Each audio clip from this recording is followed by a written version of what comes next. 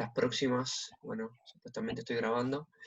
Retomamos. Vamos a seguir, esta vez tuve que suplantar al colega Alejandro Chezarreta, que no pudo dar su charla, y voy a pasarles esta charla que yo tengo de bloqueos perineurales y sinoviales, la cual me ha servido mucho a mí y a mis alumnos. Bueno, he hecho varias de estas, así que es una experiencia mínima y sé que he colaborado con los alumnos principalmente y con colegas. Empezando, les cuento un poco, esperando que arranque el PowerPoint. Bueno, muy bien. Ahí estamos. Este cursito yo lo empecé a llamar, esa línea no la hice yo, el que esté tocando, esa línea no la hice yo, a ver si anotar, borrar, si puedo borrarla. Sí, la pude borrar. Probablemente la hice yo. Este curso, estos entrenamientos los vengo dando de la universidad el año 2017. Hice varios entrenamientos también en mi carrera como estudiante y como veterinario. Creo que es la mejor forma de aprender específicamente los bloqueos. Como ven, participamos todos. Acá está el doctor Mario de Melo, uno de los profesores que por él también participaba y se entrenaba. Los alumnos de varios años también, esto en la Universidad de Mendoza. Acá algunos colegas del norte del país que vinieron a entrenarse con nosotros. Y después tuve la suerte de que me invitaran el colega Mauro Berna a General Pico La Pampa, y compartimos ahí 2 días espectaculares con un montón de colegas. La verdad que estuvo muy interesante con Gonzalo Cuenca. Después en Río Cuarto, el colega Pablo Luna me invitó y compartimos con el odontólogo Miguel Matthews. Estuvo sumamente divertido, socializamos muy bien, estuvo muy, muy divertido. Bueno, y ahora con el tema de este tipo de charlas, es un buen desafío. La idea es no aburrirlos, mostrar material gráfico, ir acompañando yo con el relato sin aburrirlos. Yendo al grano, especialmente, ¿cuál es el objetivo más importante para que utilizamos los bloqueos?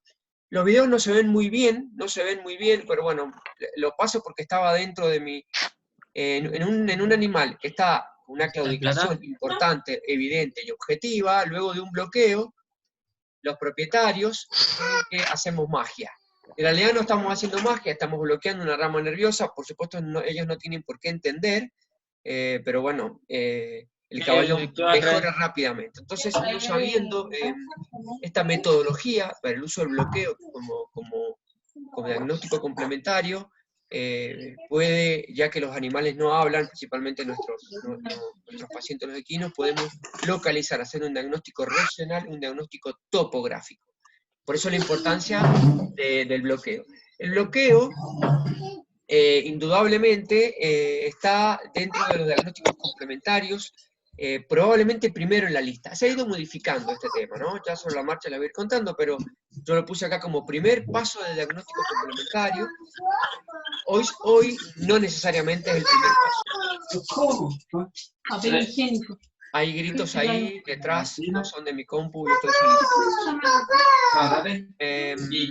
a ver si puedo silenciar ese micrófono. Acá tenemos la a ver si puedo silenciar ese micrófono. No me figura el micrófono acá, no lo puedo silenciar. Bueno, continúo, pido disculpas. Los bloqueos van a actuar sobre filos de nervios periféricos y, por supuesto, en las articulaciones, ya sea dentro de las articulaciones, la cavidad sinoviales o las vainas sinoviales, o bolsas. En esta técnica de elucidación miofacial, nosotros estamos traccionando el miembro desde el lado contrario. No, indudablemente estamos teniendo un problema. Sí, pero ahí no hay. A ver, Mafe, si puedes ingresar. Yo la verdad que no puedo silenciar este micrófono. Por favor, no lo puedo silenciar. El glúteo medio. José Alberto García Liñeiro, silencia, por favor. Y también, obviamente, Alberto está dando una charla por otro lado, indudablemente se está... Esta a ver si maniobra puedo silenciarlo.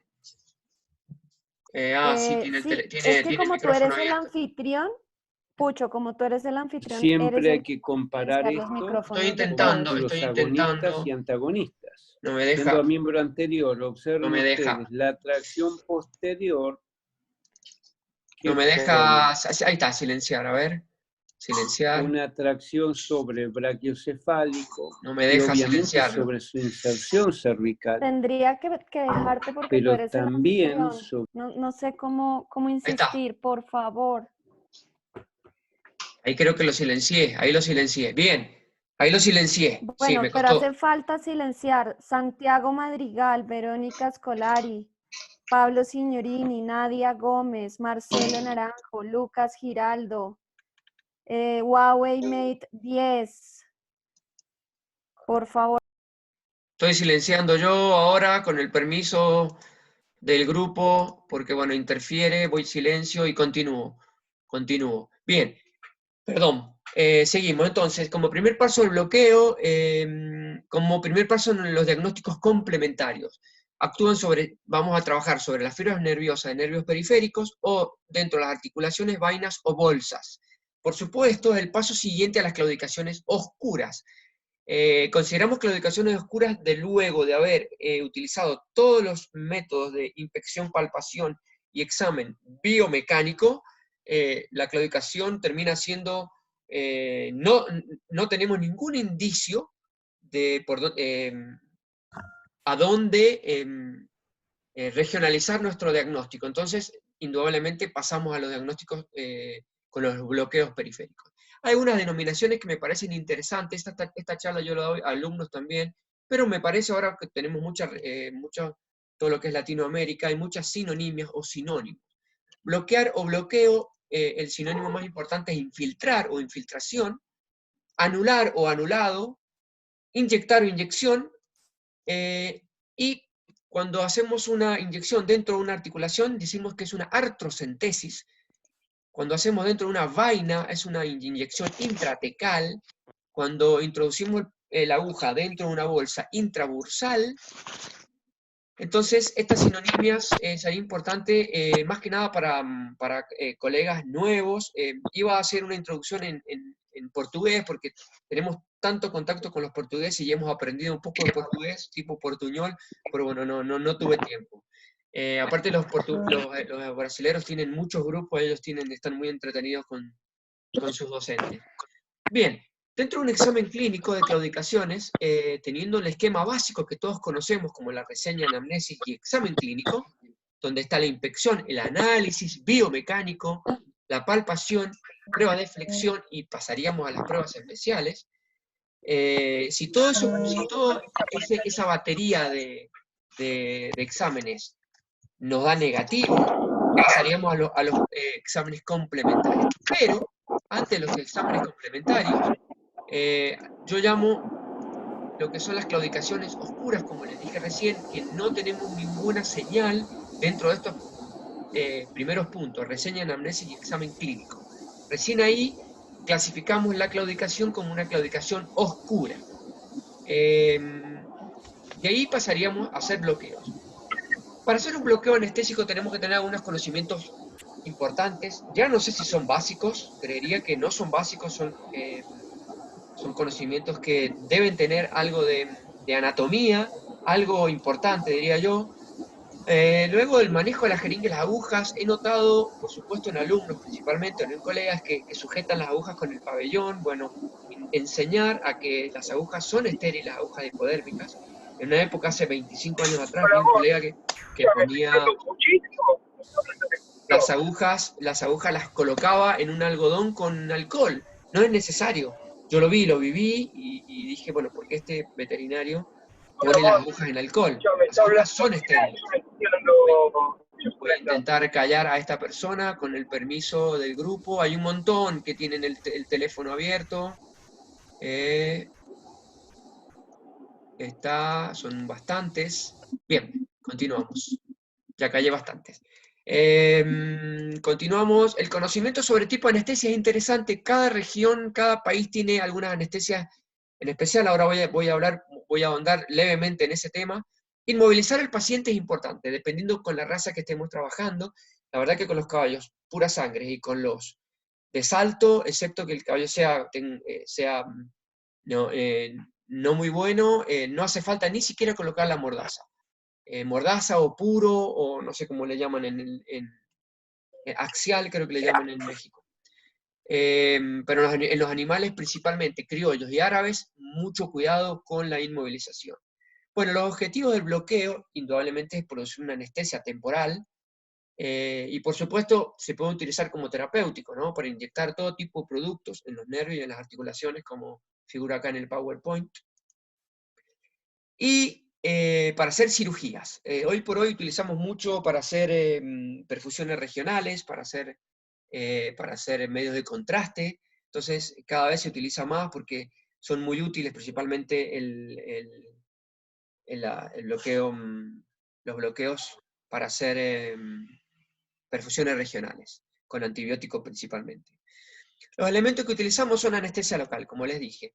Nosotros acá en la Argentina tenemos la lidocaína al 2%, que es la más utilizada, normalmente de uso veterinario. Las de uso humano, en mi experiencia, son excelentes, son muy buenas, tienen un efecto anestésico espectacular, pero son muy irritantes. Luego del bloqueo, un día después, aparece un edema importante, el propietario se asusta o el cuidador. Entonces, por ahí he utilizado mejor las que vienen al 1%, que bloquean igual y no son tan irritantes. La procaína quedó en desuso, ya no sé si viene en producto, por lo menos yo nunca compré. La utilizamos como eutanásico acá en la Argentina, al 50, pura, ¿no? O al 50%. La bupivacaína tiene una ventaja que dura 4 o 5 horas, pero es también irritante, es muy irritante. Entonces cuando uno haga un bloqueo con una bupivacaína, estar atento a la irritación, así colocar algún vendaje con nitrofurazona, dar una dosis antiinflamatorio, así que tener cuidado cuando uno utilice la bupivacaína. No lo recomiendo para hacer un bloqueo diagnóstico, porque si tenemos que hacer varias inyecciones, cuando hacemos una digital, una palmar bajo 4 puntos, la concentración es muchísima y el edema va a ser muy importante. La mepivacaína, que no la conseguimos acá en Argentina y que hay que importarla, es la que más utilizan en el resto del mundo. Dicen que no tiene estos efectos irritantes. En algún momento quise conseguirla y bueno, fue bastante imposible acá. Está la carbocaína, que es el nombre comercial, pero bueno, las que vienen, los colegas que vienen de fuera del país la traen. Tiene un costo bastante más elevado, así que yo no le he utilizado. Bien, respecto a la antisepsia de la piel, cuando uno va a hacer un bloqueo sobre el nervio periférico, solamente con una anestesia. Ostensiblemente Otra vez, voy a un ver. diagnóstico, porque nosotros podemos, por tanto, diagnosticar fracturas, No. incluso contra... No puedo, lo tengo hasta eliminado el colega y no puedo. No puedo eliminarlo al colega que está charlando. A ver, Mafe, si vos le puedes mandar un mensajito, no creo que te lo atienda, pero bueno, ahí desapareció. Bien, seguimos con la antisepsia de la piel, solamente con un poco de alcohol está bien, incluso a veces con agua, no hay problema cuando uno hace un nervio periférico subcutáneo. Ahora, cuando va a hacer una articulación o una vaina, una bolsa, los 3, 5 o 10 lavados, dependiendo de las malas experiencias que tenga cada clínico, recomendamos 3 mínimo, ya sea yodopovidona o clorexidina, dependiendo de qué elemento tengamos más a disponer cada clínico. Bien, como nombré la inmovilización, cuando voy a hacer una intrasinovial, ya sea vaina, articulación o bolsa, sí o sí el caballo va con mordaza, y si no, lleva una sedación, ¿no? Si el caballo es peligroso o la inyección que voy a hacer tiene algún riesgo para la gente que trabaja, para mí o para la persona que me tiene el animal, puedo utilizar una sedación con silacina, que es lo que más utilizamos acá en Argentina. La zona importante que más necesitamos es de carpo hacia distal y de babilla o de femorotibial rotuliana hacia distal. Principalmente porque cuando hacemos los entrenamientos en la universidad son las regiones de los miembros que tenemos. Por eso normalmente he hecho hincapié en estas regiones. Ahora, como ven, agregué las regiones de tibial y peroneo y de músculo cutáneo ulnar y mediano, pero no es lo que normalmente utilizamos en miembro anterior. Mediano, musculocutáneo y ulnar no son que yo utilizo con mucha frecuencia. Este dibujo me gusta y lo tengo sin nombres porque cada vez que lo veo repaso mi anatomía. Y bueno, yo voy a repetir varias veces un poco los lemas, repetir. No los quiero aburrir, pero voy a repetir. Acá pueden ver esta pieza anatómica que es un dibujo hecho a mano por mí. El lado medial del miembro, acá como ven, el que está de negro es el nervio supraescapular asociado a la parálisis supraescapular o el SUENI en inglés. El amarillo es el axilar, no tiene mucha importancia para nosotros. El verde es el nervio ulnar, sumamente importante porque es los que llega hacia el distal.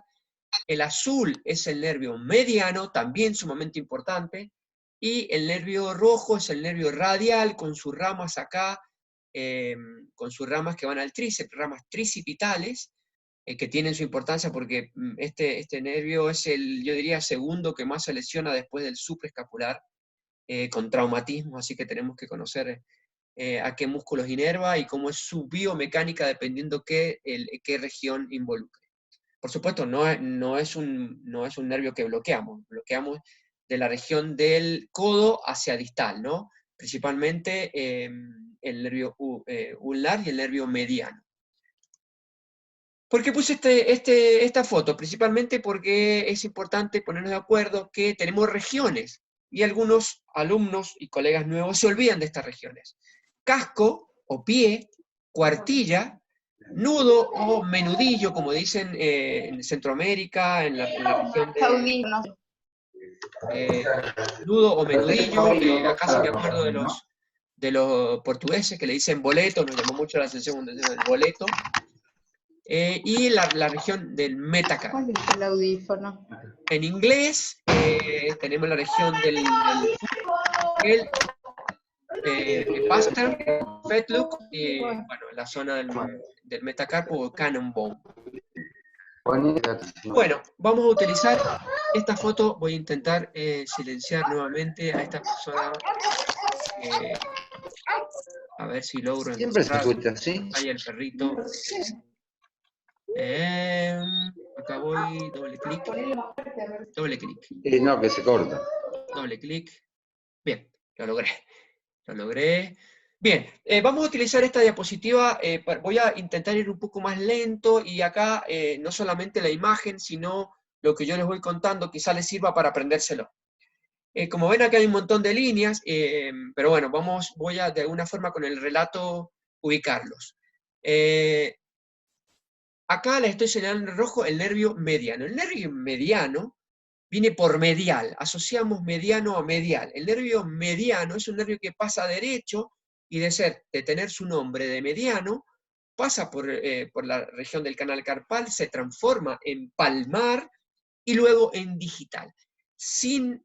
Antes, da una rama para acompañar al nervio ulnar, y luego a la mitad de la caña o la mitad del metacarpo por palmar, da una rama, la rama comunicante, también para seguir acompañando al nervio ulnar. Entonces, como ven acá, se transforma en palmar y luego se transforma en digital. No sería tanto problema el nervio mediano, ya sabemos que es un nervio, como yo le llamo, un nervio solitario, un nervio egoísta. Él pasa derechito y va pasando su manito, sus ramas hacia lateral para acompañar, en este caso, el ulnar, que es el que viene por lateral, antes de llegar al carpo, y antes de llegar al hueso accesorio del carpo, va a dar una rama dorsal, que no tiene mucha importancia acá, pero se introduce al canal del carpo junto en un paquete, en un mismo paquete, para pasar por el canal carpal, se unen en un paquete con una de las ramas del mediano, pasan juntos, y cuando llega a la zona de la fila distal del carpo y metacarpo, ahí donde empieza una región sumamente importante que hay que saber y aprender, es que va a una rama profunda. Además de su rama principal, que va a ser el mismo trayecto que el nervio mediano, o sea, continuar hacia distal, como nervio palmar lateral, como nervio digital lateral, va a dar una rama profunda, que es la que utilizamos para bloquear el origen del suspensorio, y un poco más arriba también, y además va a dar sus dos ramas, las ramas que llamamos metacarpianas, que son dos ramitas, como ven acá, con el número 13, creo que las tengo señaladas. Una va a ser una metacarpiana lateral y la otra va a ser una metacarpiana medial. Más adelante voy a ver cómo entra la aguja en esa región. Bien, Continuamos. Voy a volver a hacer hincapié para recordar el que se le quedó un poquito mezclado. Tenemos el nervio mediano por medial, el nervio ulnar por lateral. En este caso el rojo el mediano y el azul el ulnar. El nervio rojo o mediano pasa derecho y se transforma en palmar y en digital. El nervio mediano va a dar una rama profunda, el nervio ulnar va a dar una rama profunda, la cual va a inervar el origen de suspensorio, que es quizás nuestra región con segunda más importancia, y va a dar los nervios metacarpianos, tanto lateral y medial. A su vez, y acompañado por una rama del nervio mediano, va a seguir hacia distal como nervio palmar lateral y como nervio digital lateral. Bien, continuamos. Hay una región importante acá, que el nervio ulnar, podemos hacer un bloqueo del nervio ulnar en la región distomedial del accesorio. Como ven en esta región, voy a hacer unas rayitas acá, a ver si me deja. En esta región distomedial, me queda un poco gruesa. En esta región distomedial es donde se puede colocar la aguja. Hay un solo problema acá, que se recomienda hacerlo en estación. De estación es un poquito complicado porque hay una región muy sensible. Yo no me animo a hacerla en estación, lo hago en flexión, pero podemos cometer el error de entrar en el canal carpal. Así que bueno, no es la que yo utilizo de elección. La verdad que prefiero ir al origen del suspensorio. No es la que utilizo de elección, quizás como una segunda alternativa la puedo utilizar. Continuamos.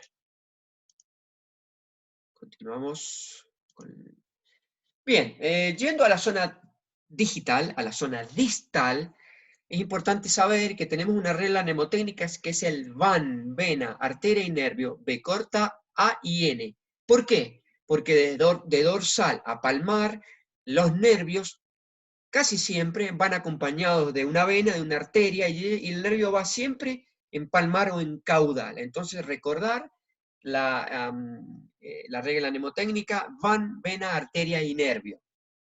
A mí, ¿para qué me sirvió esto? Principalmente cuando hacemos neurectomías, que saber que está el paquete y en la parte caudal o palmar está el nervio. Igual, cuando colocamos un bloqueo, si sale sangre, si sale con sangre muy oscura o pasivamente, sabemos que es la vena, corremos levemente. Si la sangre sale muy roja y con presión, sabemos que es arteria, modificamos levemente la posición de la aguja y estamos en el paquete, así que no es tan grave ninguna de estas tres. Es solamente por ahí hacer un pequeño pinchecito en la arteria, puede que siga saliendo sangre y nos haga un edema, una hemorragia ahí, así que colocar un vendaje compresivo y no preocuparse. Sabiendo esto, vamos a lo básico de lo que son los bloqueos. Los bloqueos, como todos sabemos, son de distal a proximal, y tenemos una regla que tiene sus excepciones, como toda regla, que es, se comienza por la región digital la podemos dividir en digital distal, en una región digital media, o una región digital alta. Particularmente utilizo una digital media en una primera instancia, y dejo para una segunda instancia nervios más específicos, principalmente en distal. Lo ideal es seguir, ya sea una abaxial de sesamoide o palmar bajo de 4 puntos, y como cuarta opción, palmar alta de 4 puntos. ¿Cuál es la excepción que yo propongo a mis alumnos y que propongo a los colegas nuevos? No tengo autoridad para los colegas que tienen la misma experiencia que yo, o mucho más experiencia que yo, de que utilicen esta propuesta que yo hago, pero como dentro de mis lemas también, además de repetir y practicar y entrenarme, es ir a lo básico y siempre intentar con lo básico primero, es que propongo, cuando tenemos una claudicación oscura, como aclaré al principio, el primero que tiene la culpa para mí es el casco.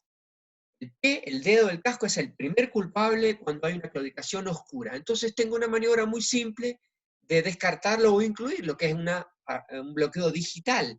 Un bloqueo digital medio, con 1,5 a 2 centímetros no más, y evaluarlo dentro de los 5 minutos, porque ya sabemos que el anestésico difunde hacia proximal y termina no siendo específico. Como segunda alternativa, yo personalmente, luego de que tengo mi paciente que está claudicando, le pongo un número a la claudicación, 1 al 5, como el scoring de la AEP, del 1 al 5, el caballo no claudica, hago el bloqueo digital, espero 5 minutos, no sigue claudicando, a los 10 minutos empeora la claudicación. Eso sucede, es muy común que suceda, automáticamente me olvido del resto, voy directamente al origen de suspensorio. En el origen de suspensorio saco mi ecógrafo, si es el que tiene ecógrafo, y hago una ecografía del origen de suspensorio, ya sea en estación o en flexión, y trato de chequear y evaluar si hay una lesión evidente en el origen de suspensorio. Si la lesión es evidente, yo la puedo confirmar, directamente hago el diagnóstico de certeza.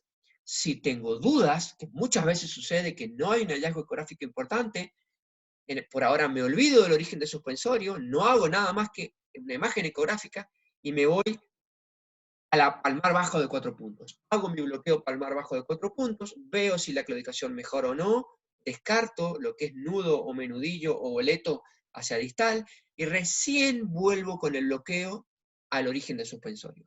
En esos 3 lugares, el 95% es un dato que lo puso Mike Ross, así que ni siquiera es mío. Él lo pone en su libro de claudicaciones, que lo uso junto con la doctora Sue Dyson, que el 95% de las claudicaciones están del carpo hacia abajo.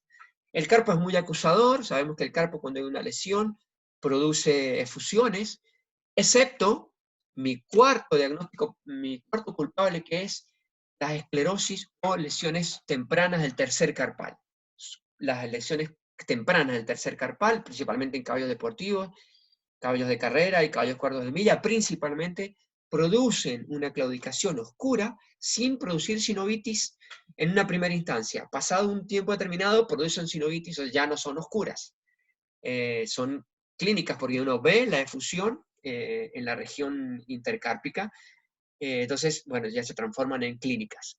Entonces, para mí es una regla fundamental: primer culpable hasta que se demuestre lo contrario el pie, segundo culpable hasta que se demuestre lo contrario origen de suspensorio, recién tercero la articulación metacarpo-falangiana o nudo o menudillo, y cuarto, el carpo, principalmente la esclerosis del tercer carpal en sus primeros estadios. Hasta que no demuestro que y no descarto 100% estas regiones, no voy a la región del hombro principalmente, y ni hablar de la región de cuello, que para mí es una región bien complicada y bien difícil. Me quedo acá y enseño a quedarme acá y aprendo esto de la mejor forma, y después voy a ir un poquito más fino. Bien, continuamos con los bloqueos. Algunas cosas importantes nos enseñaron a partir de algunas investigaciones del colega Schumacher. No es el corredor de Fórmula 1, es un colega que investigó y él recomienda colocar la aguja hacia distal para prevenir la difusión proximal. Es interesante hacer eso, es una cuestión de uno acostumbrarse y colocar la aguja hacia distal y colocar el volumen, menos volumen. Acá indudablemente la aguja B está haciendo una digital bien distal, no es la que yo normalmente estilo utilizar. Los bloqueos en anillo son interesantes principalmente para hacer cirugías o para hacer diagnósticos de osteoartritis interfalangiana proximal y distal. Un dibujito que está bueno y yo siempre lo tengo y lo trato de repasar, principalmente antes de mis clases, como eres un miembro distal. Cuando uno hace un bloqueo digital, prácticamente involucra todas las regiones. Hay excepciones. Cuando tenemos una fractura importante, no bloquea. Cuando tenemos una sepsis, un absceso, no bloquea. Y cuando tenemos una osteoartritis en la región dorsal, no tenemos un bloqueo muy efectivo. Probablemente bloquee un 20 o un 30%. Entonces, tener en cuenta esto y no echarle la culpa que está vencido y cosas así. Ser un poco criteriosos de ahí, directamente, si no bloquea, hacer algún diagnóstico complementarios como radiografía y ecografía, o tomar muestra de líquido sinovial, ya sea en articulación o en vaina, para asegurarnos de que no hay una sepsis. Si hacemos una aguja directo en la bolsa navicular, nos va a producir solamente nos va a bloquear el navicular al primer minuto. Si el problema está ahí, va a bloquear, y pasado 5, 7, 10 minutos vamos a tener un bloqueo principalmente a través de difusión del nervio digital también, y nos va a hacer algo de la suela principalmente, y puede que llegue algo de la pinza. Y cuando hacemos la interfalángica distal, vamos a vamos a tener un bloqueo porque pasa a través del ligamento sesamoideo distal o impar, el bloqueo, si hay una difusión ahí, entonces no va a ser específico de la articulación. Por supuesto hay que esperar 10-15 minutos para que esto suceda, entonces uno hace la evaluación a los 5 minutos. No va a ser específico junto con la navicular, y si pasamos un volumen de 6 centímetros, puede que bloquea toda la región de la suela también. Entonces, como ven, tenemos varias especificidades. Vamos al bloqueo palmar bajo de 4 puntos. El bloqueo palmar bajo de 4 puntos, bloqueamos el nervio palmar y el nervio metacarpiano. El nervio metacarpiano, como ven la flecha ahí, sale por debajo del rudimentario, es bastante simple. Uno busca el botón del rudimentario y hace un agoncito de 1 centímetro o 1,5 centímetros de lidocaína o del producto del anestésico. Algo interesante, los bloqueos palmar bajo de 4 puntos, el líquido, el anestésico va subcutáneo. Y ahora van a entender por qué. Una cosa interesante es, normalmente el bloqueo palmar, intentamos hacerlo un poquito más aproximal, porque podemos introducirnos dentro de la vaina, y si nos introducimos dentro de la vaina, podemos provocar una tenosinovitis. Normalmente cuando hacemos nervios periféricos utilizamos frascos usados ya, con varias veces pinchados, así que tener mucho cuidado, hacerlo bien subcutáneo, asegurarnos de que no salga líquido sinovial, y bueno, ir recién, introducir el líquido, y si llegáramos a tener un inconveniente, sacar la aguja rápidamente y no dejar el producto. El bloqueo palmar alto de 4 puntos tiene varias cosas interesantes. Primero, no lo utilizo de rutina. Por supuesto, acá valen los criterios de cada clínico. Yo no lo utilizo de rutina. Ya aprendimos con el profesor Denoa que hacer bloqueo palmar bajo alto de 4 puntos solamente sirve para superficial y profundo. Superficial y profundo, tendón flexor digital superficial y tendón flexor digital profundo, tienen mucha clínica porque sabemos que los vemos, y los palpamos y lo podemos ecografiar, así que no son necesarios hacerlo, sí, para cuando voy a hacer una cirugía, por supuesto, por distal. Y no bloquea origen de suspensorio, que es nuestra segunda causa de claudicaciones para descartar. Entonces, no utilizo palmar alto de 4 puntos. Ahora, si voy a hacer una palmar alta de 4 puntos, tengo que asegurarme que la infiltración no es un bloqueo subcutáneo, es un bloqueo subfascia. Además de que es un bloqueo subfascia, tenemos algunas cosas interesantes. Perdón acá, que cometí un error. Perdón acá. Voy a volver, toqué algún botón. Vuelvo rápidamente. Respiramos, tomamos agua y seguimos. Estamos acá. Sigo con mi charla. Bien. El bloqueo de 4 puntos altos tiene tres cosas importantes. Como les dije, la primera, no bloquea origen de suspensorio. Como les dije, la segunda es un bloqueo subfascia, no subcutáneo, o sea que la aguja debe ir más profundo, va a pasar, además de la piel, el subcutáneo va a pasar la fascia, y además, como ven en este corte, cuando uno hace el bloqueo sobre la región lateral, el bloqueo es bien por lateral entre superficial y profundo, quizás más inclinado llegando casi al ligamento suspensorio, pero cuando es por lateral, voy a borrar acá, algunos se están divirtiendo haciendo rayas, no soy yo, debido a que tenemos el paquete VAN, vena, arteria y nervio, el nervio se desplaza más hacia palmar, entonces el bloqueo es más pegado al flexor digital superficial. Son algunos tips interesantes como para ser más específicos en los bloqueos. También utilizamos, como ven acá, esto es una buena foto que me cedió Jairo de sus charlas de Quarter, de Jaque Mate. Ven acá donde yo voy a señalar con esta fotito, exactamente acá, el nervio como pasa bien entre el flexor profundo y el ligamento suspensorio, sin embargo acá pasa más pegado al flexor digital superficial, del lado medial, porque está el VAN, vena, arteria y nervio. ¿Estamos entendidos ahí? Bien. Continuando con las diapositivas. Es interesante cuando uno hace un bloqueo de 4 puntos altos, tener precaución, tomar 3 o 4 centímetros por distal de lo que sea, o bastante más del accesorio. Yo diría que unos 3 o 4 dedos después distal al accesorio, porque si yo hago, como está marcando acá, el C2 y C1, es probable, y con alta frecuencia, yo logro meterme en los recesos de la articulación carpo-metacarpiana. Y el bloqueo termina siendo inespecífico, y ahí voy a bloquear, como les dije, nuestro cuarto causante de claudicaciones oscuras, que es la esclerosis del tercer carpal. Entonces, se hace levemente más distal, como ven, las agujas que van a los metacarpianos van axial a cada lado de los huesos metacarpiano 2 y 4, o metacarpianos rudimentarios. Uno debe correr el paquete de flexor digital superficial profundo y brida, y ahí colocar la aguja bien axial. Cuando lo hacemos al lado opuesto, al lado medial, hacemos la misma maniobra.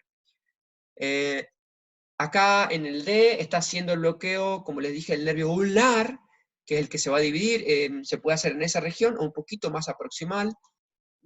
Bien, acá como ven, este es un buen diagrama donde muestra la fascia, que la fascia es la continuación del retináculo, el retináculo carpal, palmar del carpo. Entonces la aguja debe ir siempre subfascia y no subcutáneo. Continuamos. Agregué este tema, yo la verdad que he hecho poco este tipo de bloqueos, pero bueno, últimamente uno se frustra cuando no encuentra lesiones a nivel de carpo hacia distal, y bueno, ya con los complementarios, el manejo del ecógrafo y la ecografía nos ha ayudado mucho para ir a hombro y codo, pero a veces no encontramos tampoco, entonces creo que es importante conocer cómo se bloquea el nervio ulnar. En este caso, en la primera foto acá, el nervio ulnar, trazamos una línea del hueso accesorio, vamos a aproximarle un palmo de mano, y entre el ulnar lateral y el flexor carpo-ulnar, viene en la rama del ulnar. Ahí se coloca, es bien subcutáneo el nervio. Una bibliografía habla que es profundo, pero no, nada profundo. Directamente la aguja entra quizás 1 centímetro menos, y ahí descargamos el anestésico para hacer el ulnar. Como ven ahí ese punto. En este caso, por proximal del brazo, este nervio verde que dice acá, este nervio mediano, que es un nervio muy grueso, que se ahora estilan, lo están bloqueando a través con ecografía. La ecografía se ve muy bien, lo que pasa es que uno por ahí, si está en un hospital con ayudantes, lo puede hacer, pero cuando uno está solo, igual no hay problema hacerlo sin guía ecográfica, porque el nervio es muy grueso, y si uno coloca en distal el músculo pectoral un gran volumen, entre 15 y 20 centímetros ahí, el nervio se bloquea. Hay que tomar un poquito más de tiempo que los distales, ¿no? Hay que esperar 15, 20, quizás más de 20 minutos. Y el nervio musculocutáneo, que está a la mitad de la piel, a la mitad del brazo, por delante o por detrás de la vena cefálica, se coloca un volumen grande ahí, y haciendo estos 3 nervios, entre comillas, nos aseguramos que el nervio que todo el miembro esté bloqueado hacia distal. No es de mi práctica, no es algo que yo hago de rutina. Directamente paso a los diagnósticos complementarios antes de seguir. Bien, vamos al miembro posterior. El miembro posterior, como empezamos recién, voy a mostrar este dibujito, que a mí me encanta repasarlo, y cada vez que lo veo me pongo a prueba y repaso. Como ven acá, el nervio que está de color marrón es el nervio femoral, que es el primero que sale entre L4 y L5, como ven acá. Luego el nervio femoral sigue el nervio obturador, que no tenemos grandes inconvenientes. Esto sí, hay que estudiar biomecánica. Si hay una lesión, si nos va a dar, si hay una lesión en alguno de estos nervios, vamos a tener un análisis biomecánico, y vamos a saber la respuesta sin tener que hacer bloqueos. Ese da para otra charla de biomecánica, que probablemente Mafe sea mucho más especialista que yo en este tema.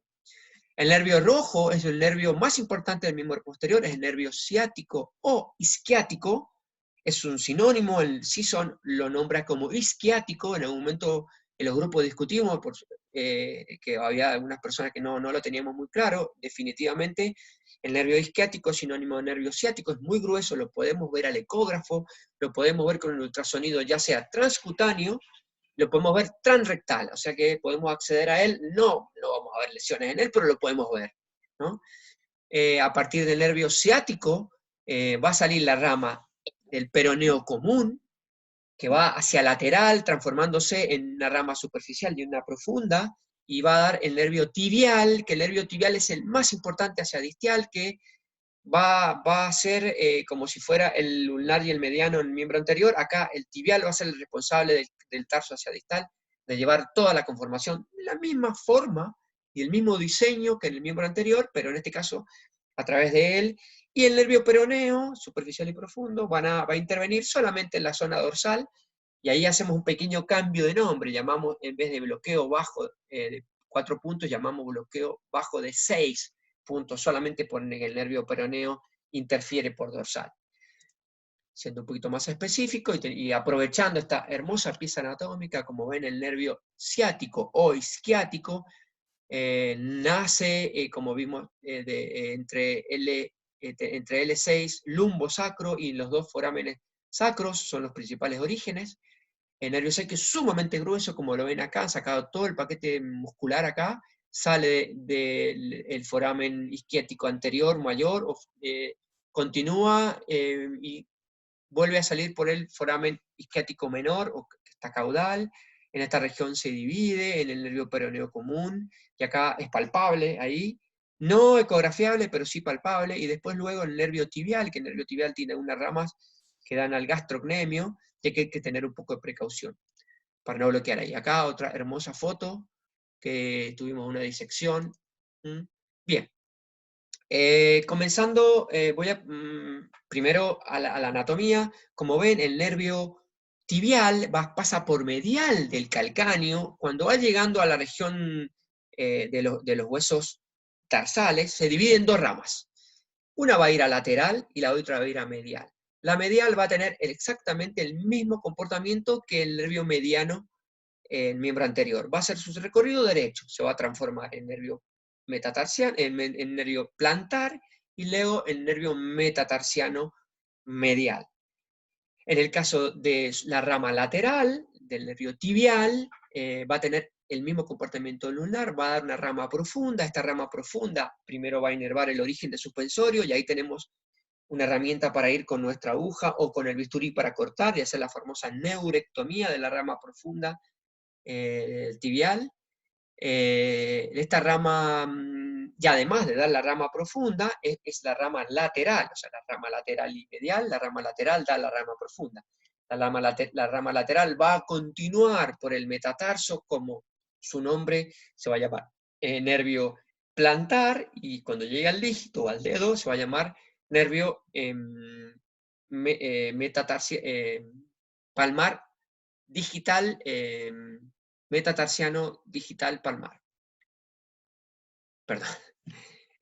Bueno, por supuesto, en la rama profunda también va a dar las ramas metatarsianas, que en este caso se llaman metatarsianas y no metacarpianas, que también con el mismo criterio para hacer una palmar alta de 6 puntos, que normalmente no utilizamos directamente como origen de antecuerda, culpamos al origen del suspensorio si tenemos una claudicación oscura.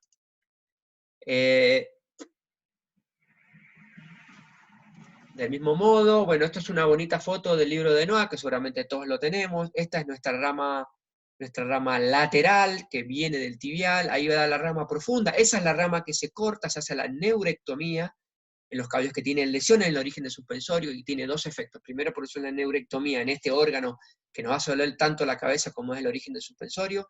Y además, el origen del suspensorio tiene músculo y grasa. En este caso, el músculo, luego la neurectomía se va a atrofiar, y eso va a colaborar para que el dolor ceda y va a disminuir el síndrome compartimental que nos está provocando la inflamación del origen del suspensorio. Además, recomiendan cortar esto que es la fascia, el que llamamos fasciotomía. Como ven aquí, está como un librito abierto. Esa es la fascia, que en el miembro posterior tiene una fascia superficial y una fascia profunda. En este caso, la que se corta es la fascia superficial y profunda. Continuando, hacemos el recorrido acá, y bueno, hay un tips interesante: cómo acceder para bloquear este nervio. Utilizando la misma técnica que hacemos, la tarso-metatarsiana que viene luego, la aguja va con una dirección perpendicular al eje longitudinal del caballo, ahí atravesando, como ven la flecha acá, atravesando el ligamento plantar del tarso acá, atravesamos esa estructura, y cuando la aguja pierde resistencia, quedamos directamente en la rama profunda que viene de la rama lateral del nervio tibial. Se sirve para hacer un bloqueo específicamente del nervio. Hay que practicar, hay que entrenarse, pero se puede. Por eso hago hincapié en hacer entrenamientos con piezas anatómicas, porque la única forma de aprender bloqueos es con práctica. Yo espero dar con esta charla, con esta aula virtual, un pequeño escalón, pero si no practican con la aguja en la mano y atravesando la piel y llegando no van a aprender y no va a ser, no va a ser lo mismo. Ni una bibliografía, como dije cuando charlamos esto, cuando estábamos armando esta charla, nos va a enseñar cómo tener la pieza anatómica o el animal en vivo. Bueno, para terminar, el nervio tibial y peroneo, sabemos que acá en Sudamérica, no sé si en otro lugar del mundo, yo no tengo experiencia, son los nervios que más utilizamos para colocar neurolíticos, son nervios muy bloqueados, muy infiltrados. Para un pequeño recuerdo, el nervio peroneo superficial y profundo, tomando un palmo de mano por arriba de la línea verde, entre el extensor digital largo y el extensor digital lateral, hay un surco. Desensibilizamos suavemente con el dedo, colocamos la aguja hacia el profundo, casi el total de la aguja, unos 3 centímetros más o menos, descargamos, pasa la rama del flexor del peroneo profundo, como ven ahí la línea amarilla, y luego sacamos la aguja y colocamos el anestésico o el producto prácticamente subcutáneo para hacer el peroneo superficial. En el caso del nervio tibial, ya sabemos que el nervio tibial es el más importante para la región distal. Se hace en esta región, hay un hueco ahí en la zona más o menos en la misma referencia, un palmo de mano por arriba. Algunos colegas recomiendan hacerlo en semiflexión porque es palpable. Otros colegas lo recomiendan hacerlo más aproximal, se ve con el ecógrafo también, con guía ecográfica. A mí me parece un poco rebuscado, me parece que estaría bueno eso en un ambiente de hospital, en un ambiente donde tengamos varios colegas que nos ayuden, y un brete, o un potro, como le llaman, para meter el caballo y tenerlo bien sujetado, porque tener el equipo ahí, en el ecógrafo, colocar la aguja con un prolongador es bastante más complicado y no es lo que normalmente hacemos. Cada clínico utiliza su técnica y aplaudo por eso, ¿no? Cada uno tiene su experiencia, está bueno. Sí hay que colocar grandes volúmenes y los minutos de espera deben ser mayores. Normalmente uno se apura, necesita 20 minutos o más para esperar el bloqueo de este tipo de nervio. Sí, bueno, el recorrido del nervio tibial, que ya sabemos que se distribuye. Terminando con los nervios periféricos, y espero que no se estén aburriendo, paso a las articulaciones y vainas, que es bien divertido. Vamos a empezar con la interfalángica distal. La interfalángica distal, como ven en esta foto hermosa del libro de Jean-Marie Denois, que tiene muchos recesos, y principalmente acá por dorsal, y tenemos unos recesos por palmar. Cada clínico utiliza su técnica. Con la que le fue bien, y con la que le fue bien en los primeros intentos, es con la que se queda. Si tiene un inconveniente, va cambiando, y eso vale, es positivo. Así que cada uno utilice su técnica. Insisto, hay que practicar con piezas anatómicas, porque esta, aunque parece fácil, no lo es, como ninguna de las técnicas de bloqueo. Normalmente, si utilizamos el abordaje dorsal, hay un pequeño punto importante. Fíjense, yo normalmente me tomo 1 centímetro, o lo que mide mi dedo, para ir a proximal y a lateral. Si sale sangre es porque estoy en estos vasos sanguíneos, ya sea en los coronarios, o en estos que están por distal por proximal de la segunda falange. Por supuesto, hay muchos abordajes. La aguja puede ir inclinada por dorsal, paralelo al piso por dorsal, perpendicular al piso por dorsal, hacia la línea, parasagital.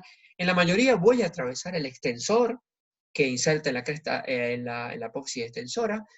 Hay una muy interesante que es acá por palmar y dorsal, que es por arriba del cartílago alar, que es la verdad que bastante simple de hacer. Yo me he equivocado muchas veces, pero creo que es el que menos me he equivocado. Entonces tenemos varios abordajes en el dorsal. Voy a mostrar un pequeño video sin audio acá, dentro de mis clases. Ven como yo palpo, que había colocado esta aguja que iba paralelo al piso, esta que iba oblicua, que es la que normalmente yo utilizo, y ahí miren como dando un curso, me equivoco, me fui muy craneal, muy dorsal, normalmente va bastante más atrás. Como ven, voy mostrando mi error ahí, que era, realmente fue un error, me fue muy adelante, ahí prácticamente estoy en la región del colateral, un poquito más proximal, y ahí cuando voy a hacer el abordaje por el lado medial, cuando uno hace un bloqueo, me doy cuenta rápidamente que entro en la articulación, como ven, bastante fácil. Yo digo fácil, pero nada es fácil. Hay que entrenarse. Bueno, vamos al hueso navicular. El hueso navicular también es muy divertido en los entrenamientos. Cuando uno va a hacer, tiene un caso, tiene que ser muy serio, hacer una limpieza impecable, ahí hacer entre 5 y 10 lavajes, colocar un guante, usar todo lo más estéril posible. Como ven, yo voy a intentar ir con la aguja en esta región y no en la región de la articulación. Como ven, no tengo que hacer lo que hace la aguja en la flecha naranja. Si yo coloco la aguja y me sale líquido, es porque estoy en la articulación, en el receso palmar de la articulación interfalángica distal. Seguro que es así. Así que saco la aguja si quiero hacer, si mi objetivo es hacer la bolsa navicular o el receso proximal de la bolsa navicular. Perdón, que están haciendo muchos comentarios ahí. Voy a tener que mirar el grupo. Bien, perdón. Bien, continuamos. Sí, esto va a ir a YouTube, lo vamos a colgar a YouTube, así que tranquilo, no sé, voy un poco rápido, después lo ven tranquilo cada uno en su casa, a la noche repasan, miran, hacen sus dibujos y tratan de aprender. Esta es una foto hermosa también del libro del profesor Denoa, donde atravesamos todas estas estructuras, como van a ver acá, que acá les voy a hacer una descripción, cómo yo hago el bloqueo, sin ayuda ecográfica.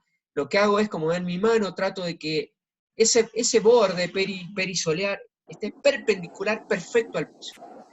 De esa forma, yo voy a tener mi aguja también perpendicular al piso, y de esa forma, ayudándome con el bisel, voy a ir al fondo de la fosa de Llenot, en la región más distal, apuntando a esa referencia anatómica 1 centímetro distal de la corona, en la mitad exacta entre el borde dorsal y caudal y palmar del casco. Esa región, bueno, van a ver, yo atravieso piel, yo lo puedo hacer con bloqueo digital o con un bloqueo abaxial de sesamoides ahí, para que o hacer un aboncito de la piel, atravieso, mire cómo apunto mi dedo, y ahí lo que voy a hacer es ir atravesando varias estructuras, como van a ver acá. Lo que hago, aquí viene un corte anatómico precioso del libro del doctor Denoa, ahí voy a atravesar piel, subcutáneo, que es blando para la aguja, luego voy a atravesar la almohadilla digital, que es muy blandita, y después voy a encontrarme con estructuras duras. Lo primero que voy a atravesar es el ligamento anular digital distal, y luego el flexor digital profundo, como ven acá. Una vez que atravieso el digital profundo, la aguja va a hacer tope en el hueso navicular. Si no hace tope en el hueso navicular, es porque entré en la articulación, en el receso palmar de la articulación. Si hago tope, como ven ahí, coloco la jeringa, me despego levemente del hueso y presiono el émbolo. Si el émbolo entra suavemente, es porque estoy en el hueso navicular. Me parece una técnica que nada difícil, hay que practicarla, hay unos tips que se van equivocando, por no perder la perpendicularidad de la suela, que la aguja entre no con esa dirección perfecta, entonces, y la única forma de darnos cuenta es practicar y colocar un medio de contraste. Esa es la mejor forma, que es lo que hemos utilizado en las prácticas de entrenamiento, como ven acá. Las dos fotos son de entrenamiento, como ven entré bien, hay un receso proximal muy interesante, como ven acá está borrado porque acá pasa el flexor digital profundo. Acá hay un receso distal de la bolsa navicular, acá otra pieza también que fue en un entrenamiento. Como ven, esta región estaba bastante fea, pero indudablemente el bloqueo fue preciso. Como les dije, cuando uno coloca una anestesia, tarda 1 minuto en hacer efecto si el problema está dentro de la bolsa navicular. También es muy útil los medios de contrastes para ver cómo está la integridad del cartílago y si hay adherencia. Así que es una muy buena técnica utilizar contrastes, como ven acá. Este caballo indudablemente tenía problemas porque debe ser una línea precisa y acá hay mucha irregularidad. Indudablemente este caballo tenía problemas de navicular. Lo hemos practicado en los entrenamientos que para eso sirven, como ven en este video con sus alumnos de la facultad. Esto es un abordaje transcuneal. En este abordaje transcuneal coloqué el traductor como se ve en esta foto, veo almohadilla digital acá, flexor digital profundo acá, y esta línea que voy a marcar ahí, esa línea es el borde del hueso subcondral del hueso navicular, porque el cartílago no se ve, es hipocogénico, al igual que la bolsa navicular y al igual que la región más dorsal del flexor digital profundo, la cual tiene un fibrocartílago que también es anecogénico. Son tres regiones que vamos a ver negras o anecogénicas. La vamos a ver ecogénicas, la región fibrosa, el flexor digital profundo y el ligamento anular digital distal. Ahí como ven entra la aguja ahí, como señala mi alumno, bueno, y ahí directamente descargamos el anestésico y lo ve como el anestésico disfrute. A mi criterio, para mí es puramente de entrenamiento, no sé si lo haría, en un caso, excepto que tuviéramos un hospital muy bien preparado, creo que, al menos para la región mía, no estamos preparados para esto, sí, como modelo de entrenamiento por ahora en nuestra región. Esta es una técnica para evitar el atravesar o el flexor digital profundo, que durante muchos años hemos tenido mucho temor, porque cuando uno atraviesa el flexor digital profundo, deja una microherida, esa microherida tiende a transformarse en una mineralización, la famosa mineralización distrófica del flexor digital profundo, que hace que los caballos queden fuera en los exámenes precompra. Entonces, algún colega que, perdón, que no recuerdo quién, ideó esta técnica por lateral, pero esta sí o sí tiene que utilizarse con guía radiográfica. Cuando ven que llega a la zona, al región del navicular, colocan el contraste, y bueno, seguro están en el navicular. Lo hemos hecho en entrenamiento, alumnos o colegas que hicieron el entrenamiento conmigo lo probaron y les salió. No es una foto de ellos, así que no debe ser tan difícil, no es lo que yo utilizo ni recomiendo hacer de rutina.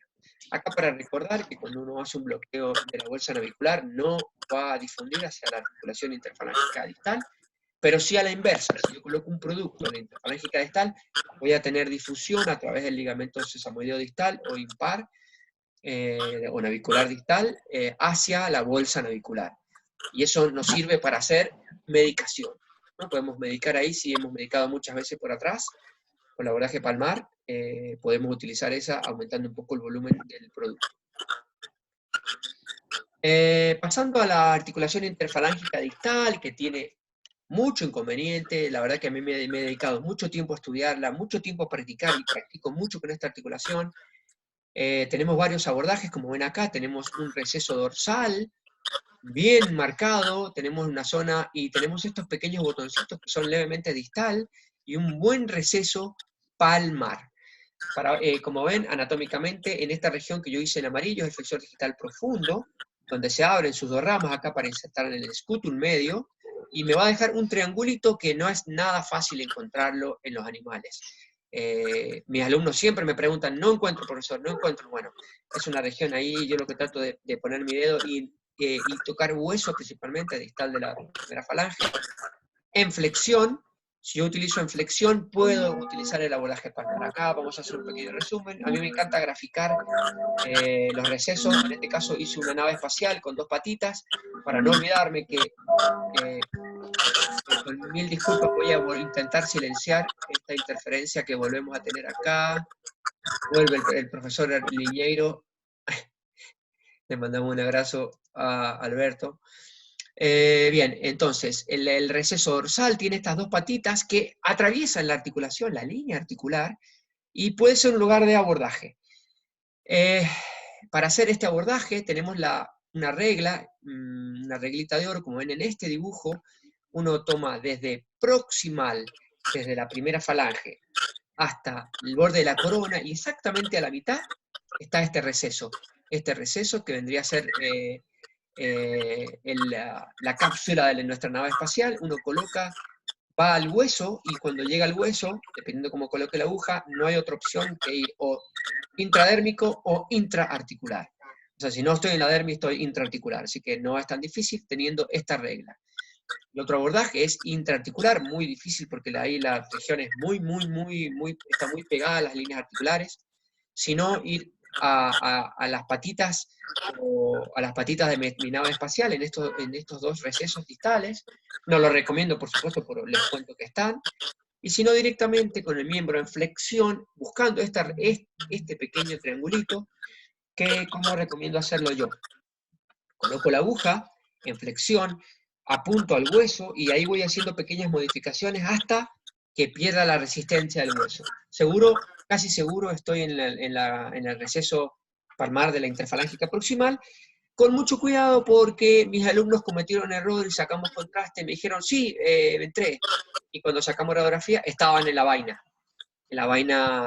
metacarpofalangiana o vaina sesamoideana, como llamamos acá en Argentina. Así que bueno, uno puede cometer errores ahí. Acá otra foto que saqué de un libro. Los invito a que la practiquen. Nuevamente tenemos interferencia. Voy a volver a intentar. Bueno, ahí calmó la interferencia.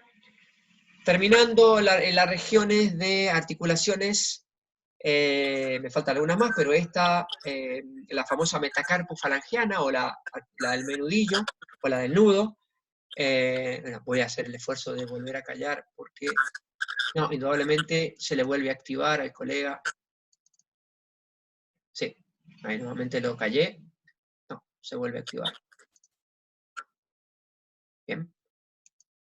La metacarpofalangiana tiene varios abordajes, particularmente me gusta en flexión por lateral, por el abordaje de Churchill, el mismo que la cirugía de sesamoide. El abordaje dorsal, muchos clínicos lo hacen, yo lo respeto, no sale líquido sinovial si no hay problema, a mí no me gusta porque tuve un pequeño accidente donde un caballo me pisó el pie, así que no lo hago más, me parece mucho más práctico para mí. No le estoy imponiendo a nadie que lo haga así, a mí particularmente me gusta en flexión, yo quedo lejos del caballo con un ayudante, coloco la aguja en la región de la zona de Churchill y normalmente no tengo problemas. A veces sale líquido, a veces no, cuando no sale líquido hago que la articulación saque la tensión de la flexión y normalmente el líquido está dentro. No hay otro lugar ahí excepto que me esté colocando dentro de la cápsula o de la membrana sinovial.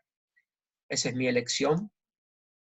Para hacer las intratecales dentro de la vaina, admito que para mí es bien difícil cuando el caballo no tiene una efusión. Si no tiene una efusión hay varias técnicas. Yo la que he utilizado es la proximal en flexión. Normalmente para hacer un medio de contraste o para hacer un anestésico, ya sabemos que muchos clínicos utilizan, comandados por el profesor Jack Snyder, que él propone que colocar anestesia en alguno de estos recesos de la vaina, cuando el anestésico vaya hacia distal, va a involucrar la región supranavicular del flexor digital profundo, y si esa región está involucrada o lesionada, el caballo va a bloquear, o sea, va a dejar de claudicar. Yo la verdad que no lo he utilizado, y como hemos aprendido y estamos viendo cada vez mejor esa región con el ecógrafo, me animo primero a hacer antes una cirugía. Una ultrasonografía, y ver con el ecógrafo la región supranavicular. Bueno, acá es conocida por sus 7 deformaciones, 2 proximales del ligamento anular palmar, 2 distales al ligamento anular palmar, y 2 distales a la rama proximal del ligamento anular digital proximal. Y la impar que aparece en esta región, entre el ligamento, en la región distal del ligamento anular distal, del ligamento anular digital proximal, la rama distal, y el ligamento anular digital distal. Ahí el impar, que es el que se llena siempre cuando tenemos una tenosinovitis, y que es muy fácil cuando tenemos una efusión abordarla, pero no así cuando no está lesionado y lo queremos utilizar a los abordajes como diagnóstico. Hemos hecho varios abordajes en las prácticas entre los dos sesamoides. Hay que hacer mucha fuerza, atravesamos muchas estructuras importantes ahí. La verdad que me gusta a modo de experimento, pero no sé si lo haría en un caso. Como ven, se puede utilizar contraste, y los contrastes son buenísimos para hacer diagnósticos, principalmente si hay adherencias, como ven acá, lo que es región de la manica flexora, y el superficial y profundo, y adherencia en esta región. Pasando a la articulación del carpo, creo que no merece mucho detalle, porque los abordajes son bastante simples, normalmente el miembro en flexión y un abordaje dorsal. Hay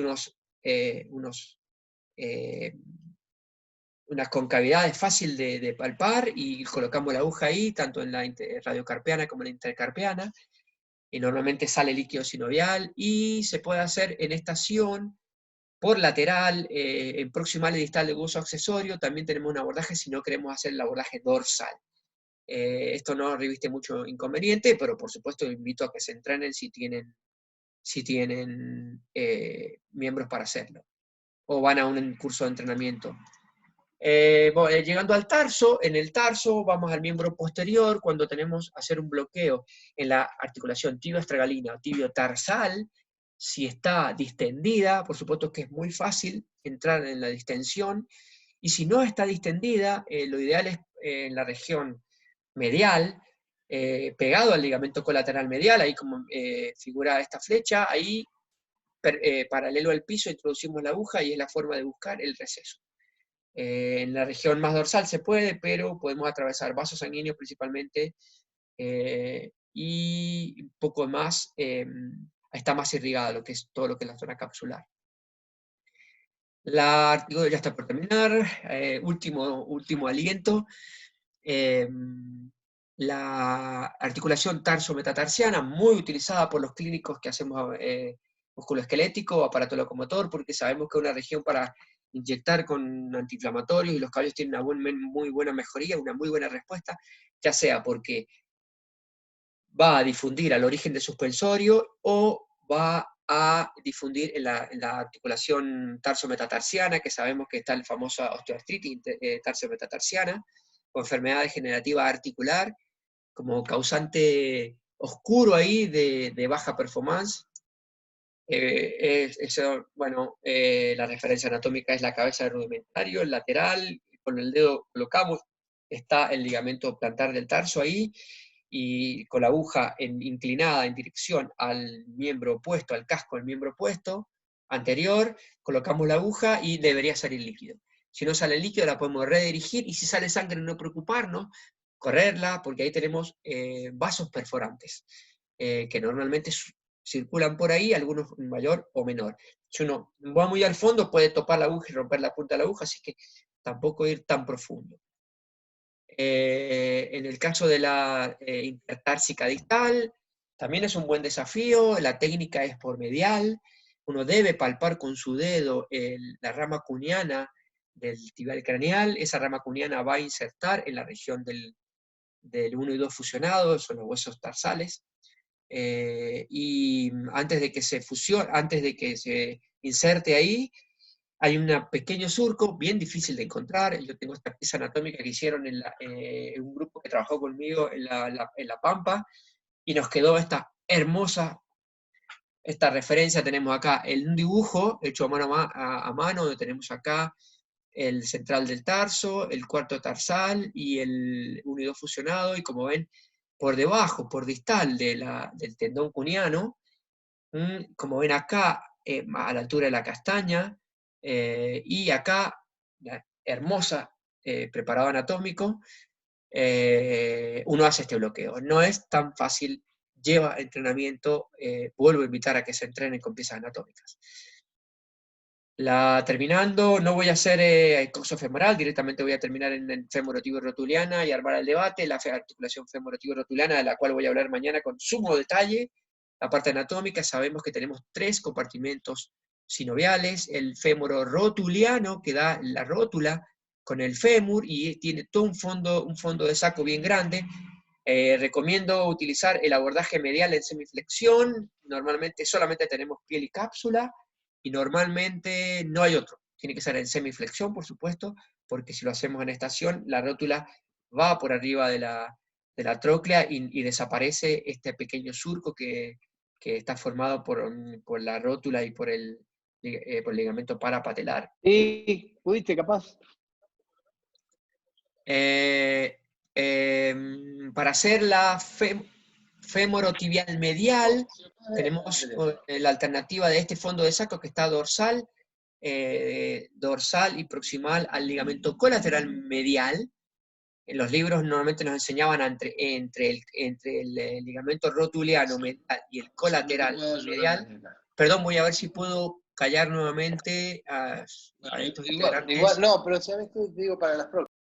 Nuevamente tenemos gente que está charlando. Bien, volvemos a la articulación femorotibial, que tiene este receso, que lo podemos ver con el ecógrafo, siempre aparece en la ecografía, lo vamos a ver mañana, y uno puede marcar con el ecógrafo dónde está, y después ir con el producto. Hay una cosa interesante, la articulación fémoro-rotuliana casi siempre tiene un divertículo que lo une con la fémoro-tibial medial, a veces no, nos ha pasado en entrenamientos con disección que no, pero bueno, cuando uno normalmente empezaría por distal, haría esta articulación antes de hacer la fémoro-rotuliana. Por supuesto empiezo por las distales. Esta tiene una muy buena imagen ecográfica y aumenta, hay una sinovitis cuando está afectada, así que probablemente no necesitemos hacer el bloqueo con mucha frecuencia, si solamente colocamos el ecógrafo, vamos a verla si es culpable o no, como vamos a ver mañana muchas ecografías de eso. En el caso de la bueno, acá tenemos un pequeño videito cómo hacer el semiflexión, se los muestro, como ahí hacemos Jairo, es un video que hicimos un curso con Jairo en Mendoza en el año 2017, de lo cual la mayoría de los clínicos tuvimos un antes y un después. Como ven, está marcando ahí un surco en semiflexión, no olvidar, siempre semiflexión. Y ahí está palpando el ligamento rotuliano intermedio, el ligamento rotuliano medial.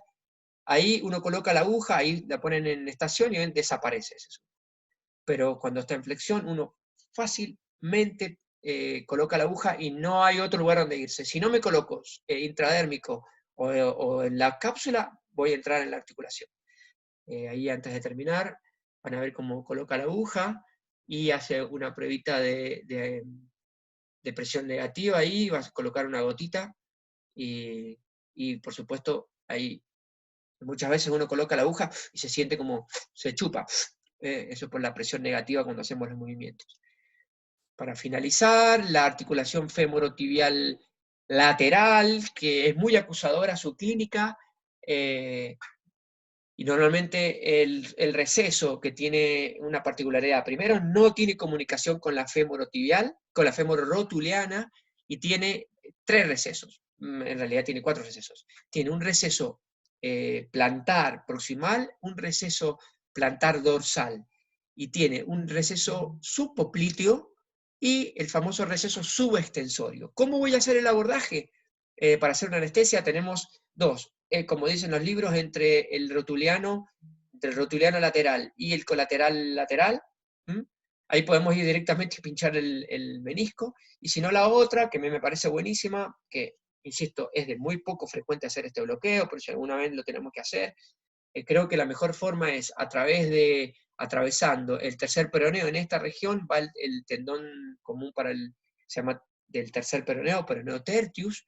Ahí en una región que tomamos como referencia la cresta de la tibia acá, proximal, 1 centímetro más o menos, colocamos la aguja, atravesamos piel subcutáneo y tercer peroneo, va al fondo, hace tope en el hueso, separamos suavemente y colocamos el líquido y tiene que entrar con la misma metodología que para hacer la infiltración del navicular. ¿Qué puede suceder? Que nos vamos muy proximal. Si nos vamos muy proximal, vamos a pinchar el menisco. No estaría bueno. Y si nos vamos muy distal, vamos a colocar dentro del músculo tibial craneal que pasa en esta región, en la región del surco extensor de la tibia, que mañana vamos a ver mucha anatomía de eso, y pues, colocaríamos el anestésico intramuscular, así que bueno, son los errores que se pueden cometer. Bueno, ahí, como está marcando la referencia Jairo, esa es la región, 1,5 centímetros más o menos, y bueno, terminando la charla, Mafe habilitamos para que quiera hacer alguna consulta, vamos con todo el esfuerzo, vamos a intentar subirlo a YouTube, creo que es material para estudiar, a mí me gusta repasarlo, yo particularmente lo estudio, lo uso mucho, por suerte lo doy en mis clases y me mantiene activo. Admito que si uno no repasa, uno olvida. Así que bueno, Mafe, habilitamos para que cuando tú quieras, si quieren... Habilitamos, Pucho, Sí. habilitamos. Le voy a pedir el favor igual que ayer. Quien tenga pregunta, abra su micrófono, la hace para que Pucho la pueda contestar.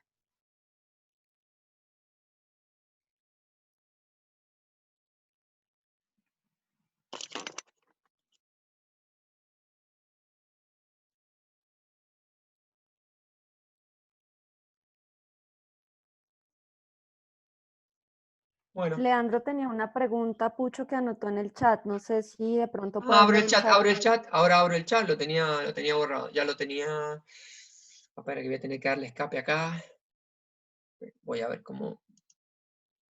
Somos todos nuevos en este sistema, así que a ver si corro esta. Anotar, control remoto. Hola Adrián, ¿cómo estás? Hola. Quería preguntarte Sí. ¿qué volumen de anestésico usás para bloquear el nervio tibial y qué volumen usás para bloquear peroneo superficial y profundo? Bueno, buenísima la pregunta. Volúmenes grandes, muy grandes. Estamos hablando de entre 15 y 20 centímetros. Solamente hay un inconveniente y que es importante saberlo. Si cuando haces el peroneo superficial y profundo, si te vas muy proximal, incluso el tibial, te vas muy proximal, puede difundir a las ramas que van al gastrocnemio, y el gastrocnemio produce una biomecánica y los cabellos empiezan a incoordinar y pueden caer levemente los tarsos. Perdemos la capacidad de contracción excéntrica que tiene los gastrocnemios. Y bueno, me pasó una vez, me asusté, indudablemente, por supuesto, me asusté en ese momento y lo hago un poquito más distal y prácticamente hago poco el peroneo tibial con anestésico, pero es lo único precaución que se tiene que tener. Los volúmenes son altos, 15 a 20 centímetros sí o sí, si no, no bloquea, y recordar que hay que tomar, lleva mucho más tiempo. Necesitamos por lo menos 20 minutos mínimo para esperar la respuesta del bloqueo. Ok, Gracias, gracias, Adrián. ¿Alguien más tiene una pregunta que quiera hacer o un comentario que quiera compartir?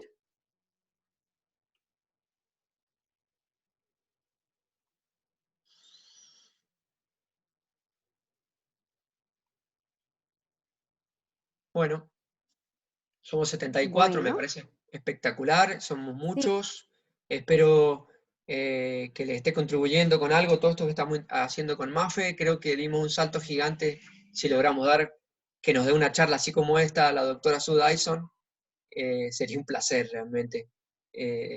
Además de muy divertido en ya esta es un época hecho, de Pucho, ya es cuarentena. un hecho. Solo hay es que gestionar todo.